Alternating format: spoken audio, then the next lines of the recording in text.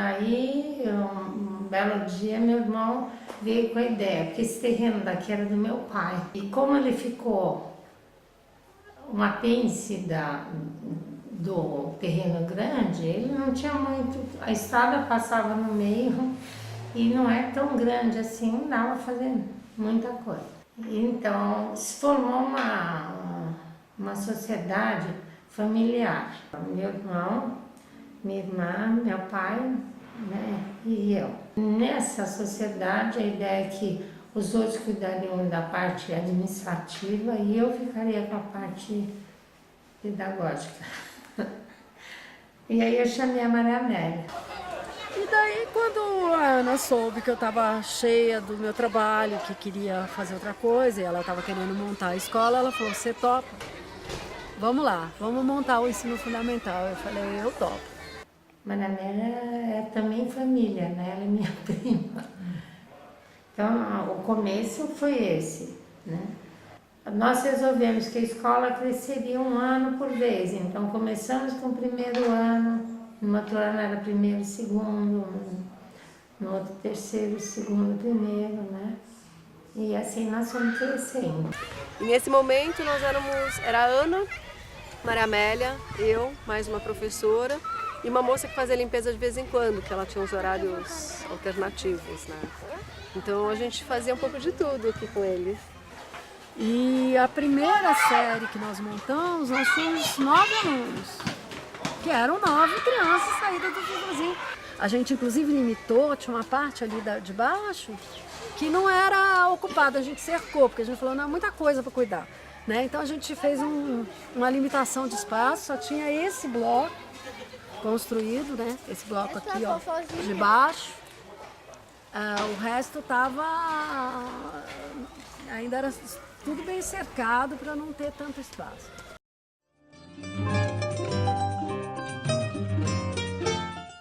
A escola tinha um aspecto mais rural quando a gente entrou aqui, parecia uma coisa bem mais rústica.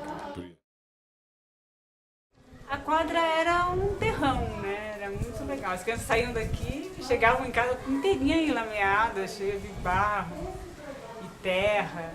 Aí nós fizemos uma campanha, os pais fizeram uma campanha para cimentar a quadra e fazer as marcas. E aí a gente fez um livro de ouro, assim, que as pessoas levavam para casa. E elas escreviam alguma mensagem e davam uma contribuição. Aí depois aquele livro ia para casa de uma outra pessoa. E aí o pai escrevia alguma mensagem e dava uma contribuição. E assim a gente foi arrecadando. A gente arrecadou metade do dinheiro que precisava, eu acho, para a quadra. E a escola entrou com a outra metade.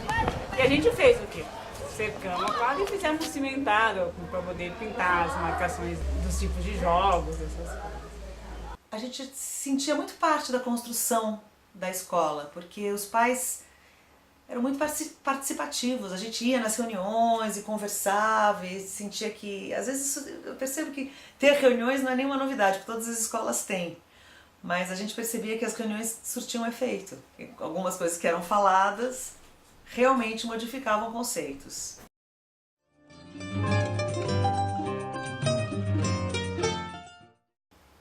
Outra coisa que também acho que a gente aprendeu, que acho que foi muito simbólico na época dessa turma, que tinha um professor de educação física, o Júnior. Ele tinha um jeito muito diferente, porque ele realmente não... Foi a primeira vez que eu vi que ele estava ali para ensinar as pessoas a jogarem e não para ensiná-las a ganharem. Então a gente participou de muitos torneios, a gente perdia pra caramba, toda hora o Viver perdia, para os lugares levava de lavada, assim, às vezes, porque ele colocava pessoas que não sabiam jogar, junto com pessoas que jogavam. Às vezes o jogo estava indo bem, ele pegava um garoto que não tinha jogado ainda, punha tudo a perder, a gente ficava louco com eles, assim. Mas aos poucos a gente foi percebendo onde ele estava querendo chegar, o resultado que ele foi chegando. E como às vezes a classe era um número reduzido, então os meninos jogavam todos os esportes praticamente, né? Era o futebol, o vôlei, o basquete, o time era sempre o mesmo. As meninas também, tinha um time bom também das meninas. E, claro, às vezes perdia, às vezes ganhava, né? Mas era sempre eles muito empenhados em participar. de todas as modalidades lá que o Júnior escrevia, e só que normalmente era o mesmo time, então às vezes ficavam meio cansados, né? Mas era muito legal também. Eu queria o envolvimento, né, o respeito entre eles e formar um grupo, né, um grupo para a vida, um grupo, né, para eles poderem contar as histórias, né, independente da derrota, das vitórias, acho que eles vão ter histórias para contar, né, histórias boas, ruins, mas vão ter histórias. Eu lembro que o Elton, ele sofreu uma falta, o adversário deu um carrinho e ele saiu dando uma estrela por cima do aluno. Então eu achei bem interessante, né? Porque era algo diferente. Isso que eu buscava nos meninos, isso que eu busco nos meninos, né? Fazer coisas diferentes, pensar, ser criativo, né? E ele mostrou nesse dia. Sempre joguei futebol bastante pela escola, assim, mas o atletismo era algo que eu levava bem a sério quando eu estudava aqui. Salto em distância, altura, assim, sempre venci todos os anos. Então era algo que eu gostava bastante. Quando chegava, era algo que eu ficava bem ansioso para chegar.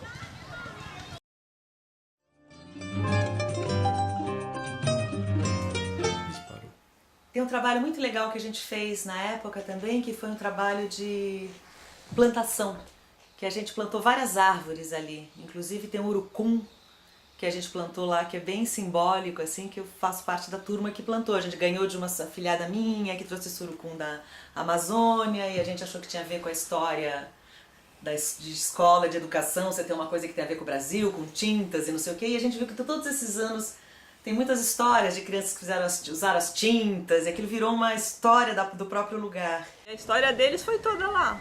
Tudo que eles são hoje, a raiz deles está lá no viver. Tanto que na formatura dos meus 3 filhos a gente plantou uma árvore lá, porque as raízes deles estão lá, né?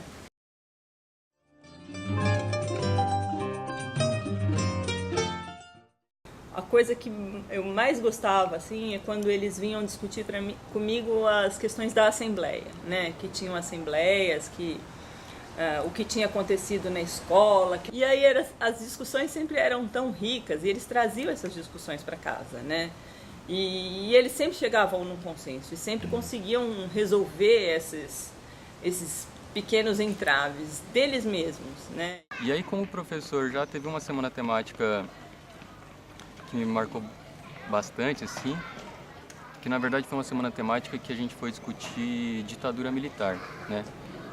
Então, para preparar a semana temática, o que os professores fizeram? Os professores foram gradativamente, sem explicar para os alunos que era esse o objetivo, eles foram retirando liberdades dos alunos, né? Então eles foram, sei lá, não pode jogar futebol no recreio no dia tal, não pode sair para ir no banheiro, no sei lá o quê, tal, e se eu não me engano chegou no cúmulo de ser proibido a assembleia também. E os alunos não sabiam o que estava acontecendo, eles só viam as medidas sendo tomadas e o negócio acontecendo.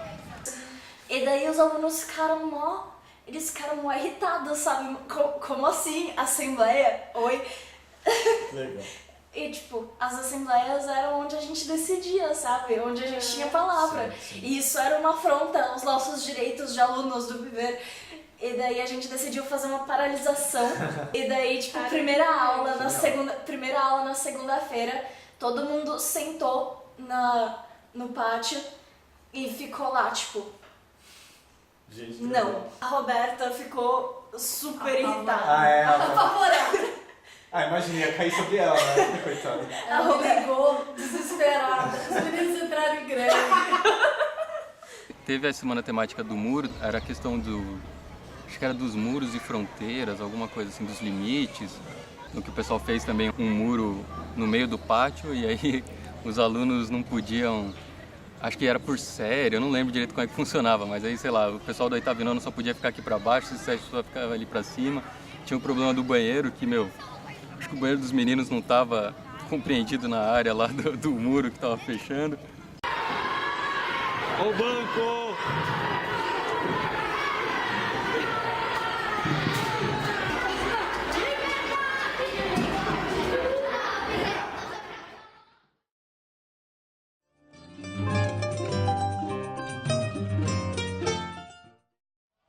Vários brinquedos que tem aqui hoje não tinham, trepa-trepa, os canos ali para fazer exercício, tudo isso não tinha na época, né? Então, o Cavalo de Troia, ele foi, acho que criado quando eu estava na segunda série, bem no começo, que foi pais de uma menina que era da minha sala, que era a Camila, que aí eles fizeram o projeto e criaram, e aí era tipo, todo mundo brigava por ficar no Cavalo de Troia. É um espaço, é verdade, é um espaço disputado por séries, assim.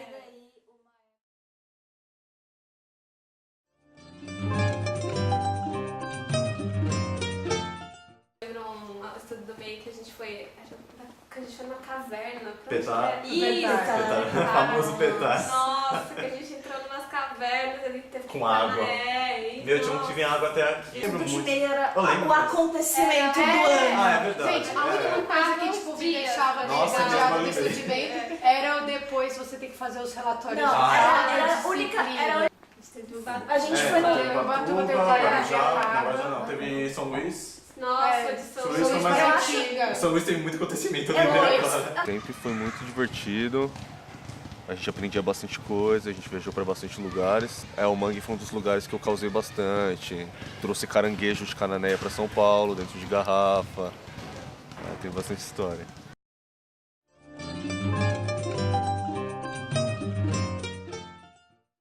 A festa tem bastante, porque o Viver gosta de comemorar bastante coisa.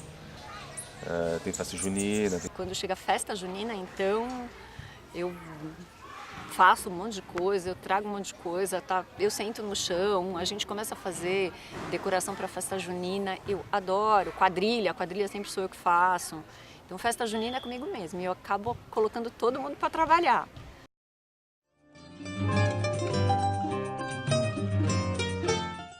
Eu lembro de uma coisa que foi muito bacana, foi uma apresentação, acho que de final de ano.